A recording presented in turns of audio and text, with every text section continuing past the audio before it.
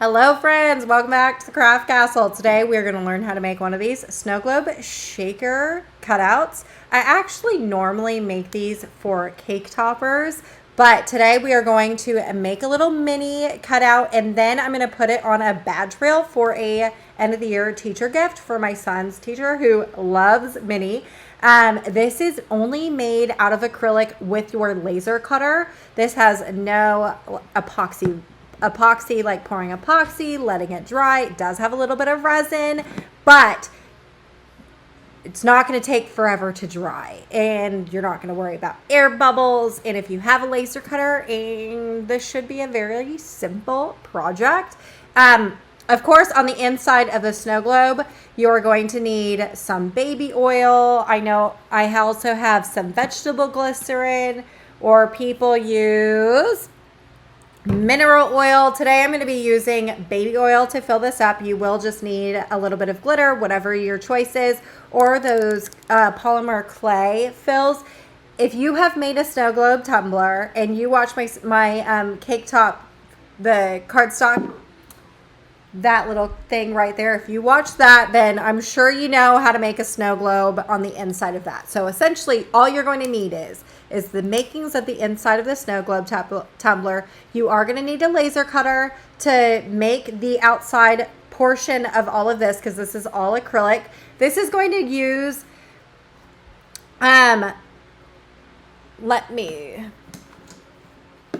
this one right here, I just thought about it. This one right here, I used a thick piece of acrylic and a thinner piece of acrylic, and I didn't like the way that this looked. The way I was trying to make it to where you wouldn't have to go here, there, and everywhere to be purchasing all of your materials. But do you see how you can see the lines? I mean, you can see the thickness and you can see the lines. I don't really care for this look. The way I make my cake toppers is like this, how it's like super thin. So the outside two pieces is very, very, very thin acrylic. I get it at Home Depot. They sell them in really big sheets and they sell them in smaller sheets. I just buy them in the smaller sheets, but it's very thin. I don't know the thickness of it. It's super thin. I'll try and find a link to it on Home Depot's website and link it down in the description of this video. And then you are going to need one thick piece of acrylic. And if you have a Glowforge, it's just their thick, clear acrylic is what you're trying to buy here. I use that for this too.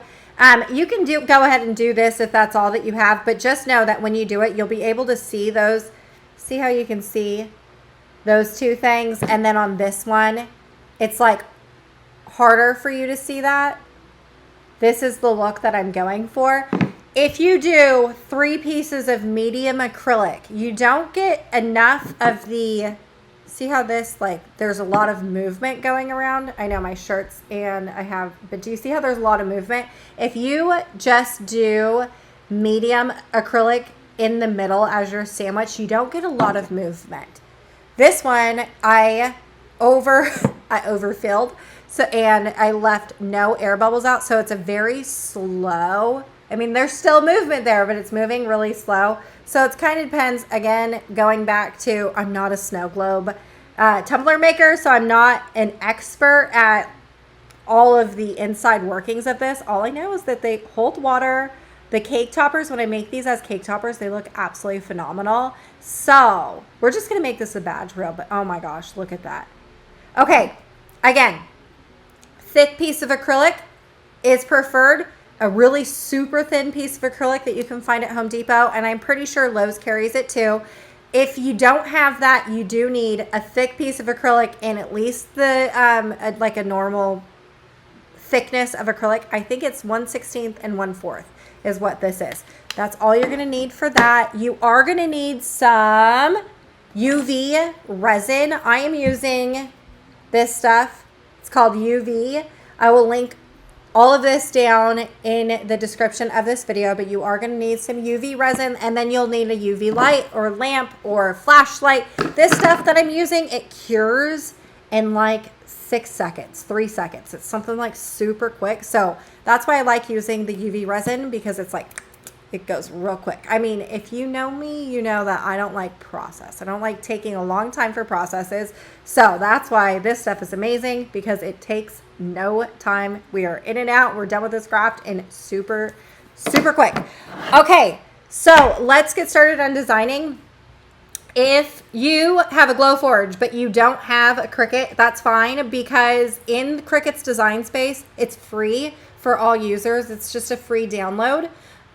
So you're going to want to get that, because we're going to get the Mickey and the head bow we're going to get from Design Space, and we're going to take it over into Inkscape. So I am just going to search for Minnie, or I guess Mickey. I'll search for Mickey, and all I'm looking for is the ears. You can see I uploaded one. That's a terrible upload. That must have been a really old upload. We are just looking for some Mickey ears. There's that. Let's slide this. I'm going to move me this way. Okay. I'm going to add that one to canvas. And then I'm also going to go back into Design Space, and I'm going to look up Minnie bow. I don't remember how yep, there we go, Minnie bow. So I'm just going to add that one to canvas. Don't worry that there's layers. We're going to manipulate that here in a second. We're going to move that over. We're going to make them bigger. And just delete, whoop, what happened here? Okay, there we go. Just delete the top layer of that. We are going to take this yellow thing, and we are going to make it black. And unclick that. Take a screenshot. With the Macs, it's Command-Shift-4.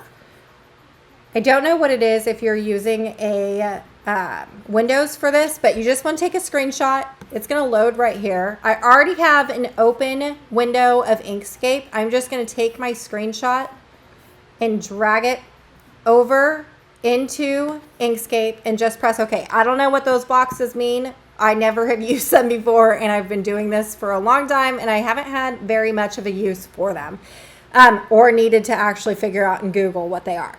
Okay, so we already have one. Going back into the Design Space, we are going to just, again, delete what we don't need.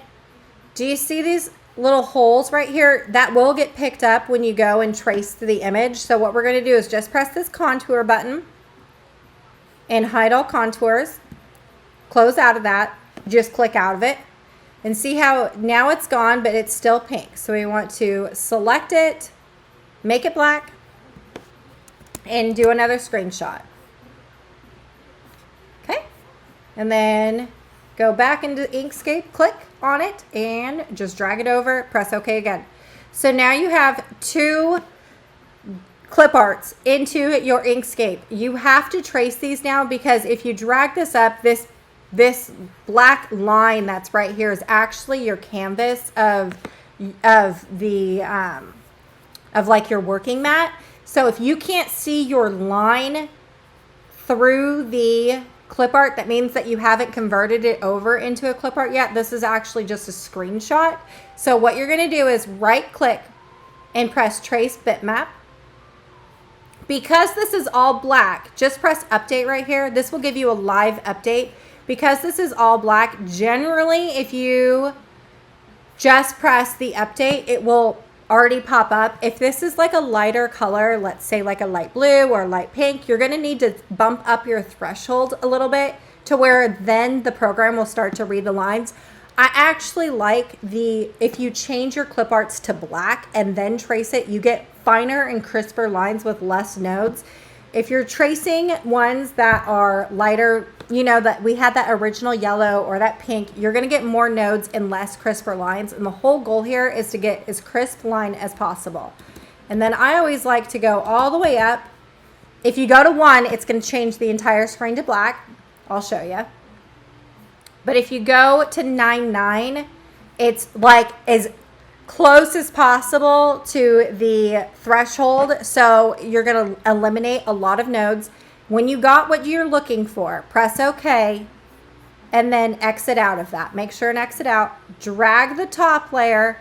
What I always do is I like to just drag it up. And do you see how now you can see the line right there? That means that's your clip art.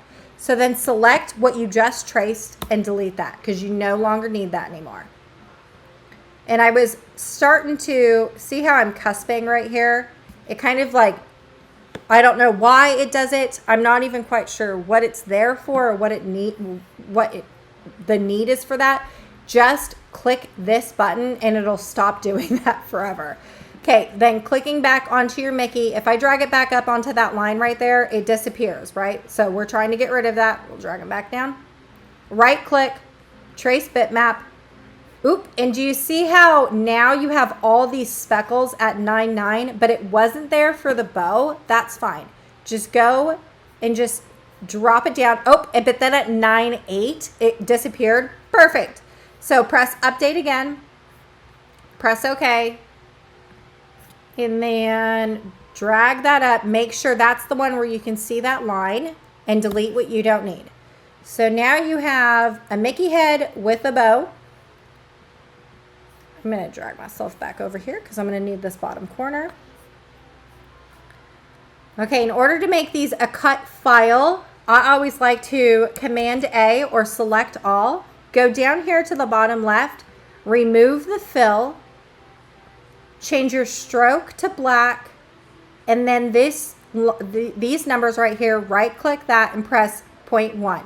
Now I right clicked both of these over here to be able to change the fill. Don't just select a color because it's going to go automatically to fill. So that's why you want to right click these.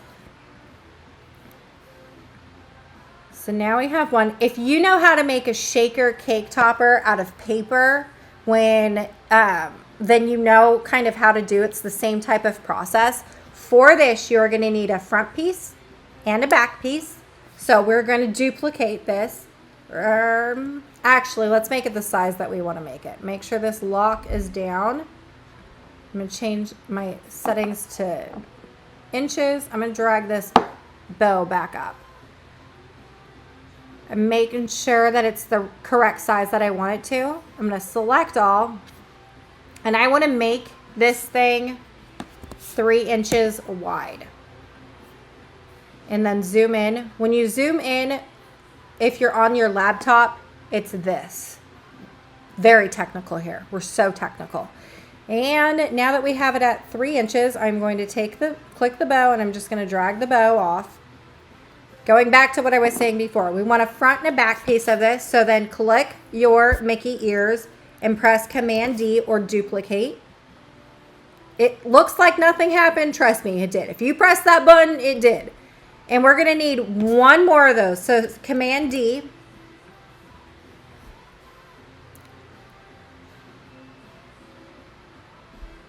Okay, so these bottom two, this is going to be your front and this is going to be your back.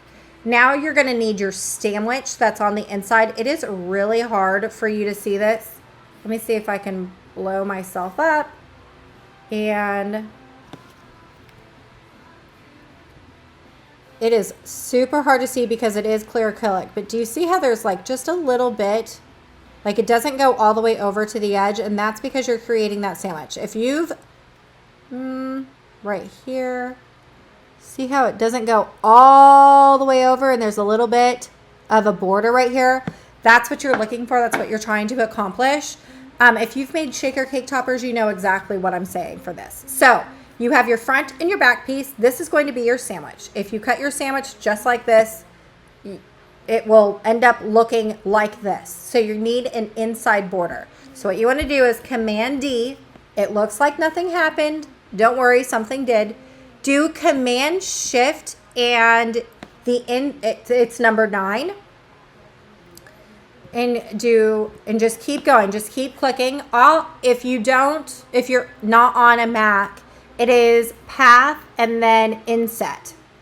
Right here. That's what you're looking for.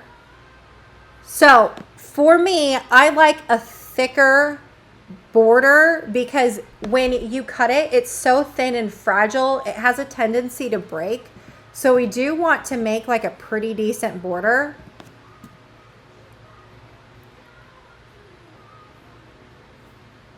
That looks pretty good. Okay. So with these two, we're going to just, if I do that, there we go. Just wanted to make sure before I told you exactly what to do. Sometimes it likes to disappear. So with the two, now that you have this outside edge that's right here, that's what's going to cut and make your border. So all you're going to do is select both of these, press Command Shift and the minus button, or it is path and then difference. Difference is like slicing. You just sliced it. So if you have design space, difference is slice. So now, in order to be able to fill this, you are going to need like a little hole, like a filling station, which, let me see if I can find it in here. I create these to where you can't really see where the fill station is, and it is hidden, but it is up in the little corner right here. I can hardly see it. I can just see where my glue dot is. That's right there. But it's right here, and you just want to kind of like cut out a little piece. If you do it right here, then you're not going to be able to get all your fluid up here, which then you're going to have air bubbles. It's going to be pretty bad. So you want it at the topmost portion of where you can fill your glitter and everything like that. So now just take your square, and I'm going to just, you don't need it to be gigantic. You just need to be able to fill the liquid in there. I'm going to go back into my arrow. I'm going to click that. So now it's changed to a rotating one, and I'm just going to rotate it a little bit. And I'm going to put it to the highest point. Now, before I do that, the whole point, and I do this for all of my cake toppers too, is if I were to take this off, you can see it if it's like a darker color, if you have like a darker back to it, which I don't have one here to show you. So, but if I put this mini ear, I always try and hide it, right? That's the whole point of why I'm doing a mini ear versus a Mickey. Makes it a little bit easier to hide that fill hole. So if I add this mini on top, this is what we're going to put on top of it. That's going to get cut in a different color acrylic. See how my fill hole kind of hides? It's going to be behind the mini ear. That means you won't be able to see it from the front side, which is exactly what I want. So I'm just going to make this a little bit smaller because you don't need it so big. And I am going to click on the circle or the rectangle, press shift and click on your Mickey ears again, and then go up to path and then intersection. Oops, not intersection. Nope. Jeez Louise. It's division. Okay, there we go. I knew it right when I did that. I was like, oh my gosh, that's what it is. Okay, so now you're left. See how it was like this? And then you click the both and it's path and then division. You're left with two pieces. Just delete that piece. And so now you're left with a hole. It looks like a hole. And then this hole, after you get done filling, will get filled with the UV resin. And again, you can kind of see it right here at the very top. See how you can kind of see it at the very top? Okay. Then all you want to do is just drag this back over. I always like to Command A. If this is all going to be a cut file, I like to Command A, go back down to this number right here, right click and press 0.1. See how the lines got a little bit thicker? That's just if it's good practice to have. If you were to upload this, if you only have a Glowforge, if you were to upload it, it would automatically read that it is a cut file and perfectly fine. You don't have to move and you don't have to do anything. But if you go from a Glowforge and you buy a whole new laser cutter, which is something that I do have 2 different laser cutters, what's going to happen is you're not going to know how in the world your new laser cutter is not going to read anything but a 0.1. Trust me. Ask me how I know, because I figured it out. It took me a long time to figure this out. So it's just in good practice to make sure that all your lines are a 0.1. So then if you right click that, make sure everything's 0.1. And we are going to save this. Put it right here. Oops.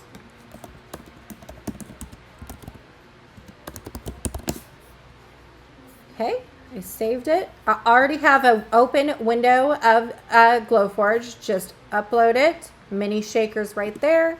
I'm going to add it in here. If you wanted to, you could readjust the sizes too. If you readjust it, make sure you select all and readjust. Since I already went and sized what I needed to size ahead of time, I now no longer have to do that. Okay, so go ahead and cut these and then come back to me when you're done and we'll go ahead and assemble this so I can show you how it's all done and where the magic happens. So what you should be left with, or what you should have cut out, is what looks like just a donut, but it's cut out.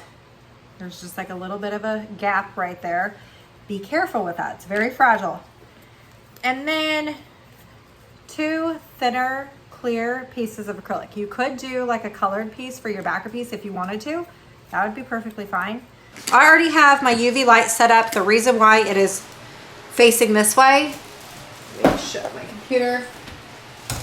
The reason why it's facing this way is when you're using UV light, you don't want this stuff to see the light until you're ready, because then it'll start to cure. I also have just a little paintbrush that I just use to just kind of make a nice even seal across there. So all I'm going to do is I'm going to take one of these and I'm going to just take a little bit of the UV resin. I am using clear. This stuff that I'm using today, they actually sell it in different colors: red, yellow, green, blue. But I'm going to be using clear today. Okay, and then just taking my paintbrush and I'm just going to make sure that the entire border around the Mickey head is covered in this stuff, because the key is, and the trick is, you want to make sure that all the UV resin is fully encased around it so you don't lose any liquid. A leaking snow globe is not a good snow globe. So I'm just going to rub this around, and actually I wanted to keep I want to wipe off a little bit of that UV resin in that one area where that gap is. Okay, the cool thing about UV resin is it doesn't cure until it hits the UV light, so you have time to play with it.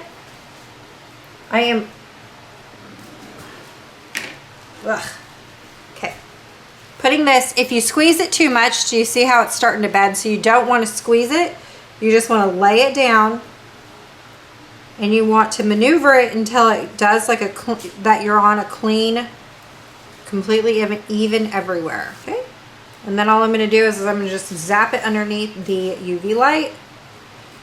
This stuff, again, it's like 3 seconds. It's super quick. And that's it. You don't need to do the full cure, because we'll do the full cure in a little bit, just to make sure it's really good and on there. But there we go. See? It's stuck on there. Not moving anywhere. And that was quick. Now, I always like to then fill with the glitter only. Be mindful of that hole. So I always just put my finger on that hole just to make sure that you're not going to lose any glitter. And I always just like to put my glitter in. Same thing you did before. I don't like that glitter goes onto the top part, so make sure there's none on there. But the same thing you did before with the UV resin, you want to just make sure that the entire thing is coated. This is very important. Remember, if you don't do this part and you start filling it up with liquid, you will have a leaking mess. Just taking my paintbrush and going over the entire outline again, just to make sure, just to double check, to make sure that you have the entire thing covered. And then adding your sandwich, lining it up. The cool thing about this resin is that even if you move it around and you get a little bit of glue in places you don't want, it dries crystal clear, so you won't be left with seeing glue marks everywhere. You won't be able to tell or see it. Okay, when you got it lined up as best as possible, zap this back into your UV lamp. And I always find that UV is like completely cured when it's no longer tacky. So if it's still tacky in a couple areas, then just put it back into your UV lamp until it is fully cured on both sides. So the extra added bonus that I like to do with this, because we're gonna revisit the whole leaking thing, you don't want a leaking mess, is I always just take, before I even fill it up with any liquid, is I take and I just go around the outer perimeter, especially paying attention to corners, because corners and the any type of adhesive, it's like really hard for it to get into. So just be mindful of the corners. And I'm just squeezing a little bit more around. And because now it's filled with something, don't turn this upside down, otherwise that you'll start losing glitter. But I'm just going to push my paintbrush into the corners, making sure that it's all in there. And I'm also just going to rub the paintbrush around the outside, making sure that the entire thing is covered. It is crucial that we don't have any leakage, right? Last thing you want is for this to leak. So I am going to just cure this a little bit, and then I'm going to go around the entire outside. When you're doing this and you're going and you're going to turn it upside down, just plug that hole. And remember, it should not be tacky, or that if it is, it's not dry all the way. Okay, so now the fun part, to see if we actually are holding liquid or not. I have a syringe filled with water and baby oil, like a mixture of it.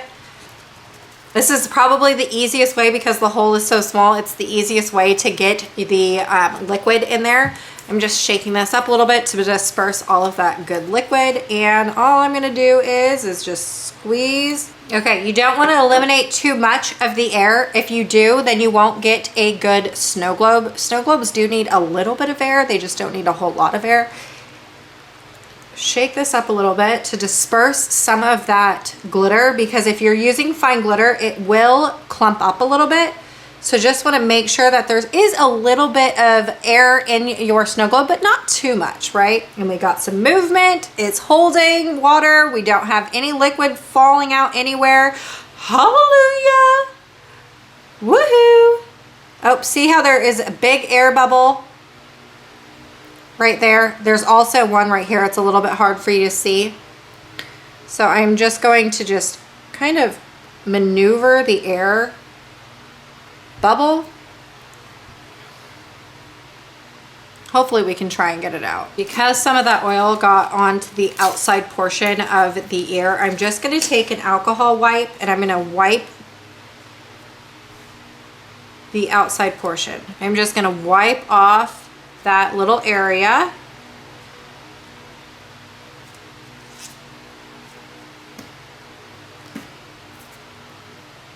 And I'm just going to add a bead of resin, probably like a thicker piece of resin, and just like gloop it on there. You're gonna need to do this a couple times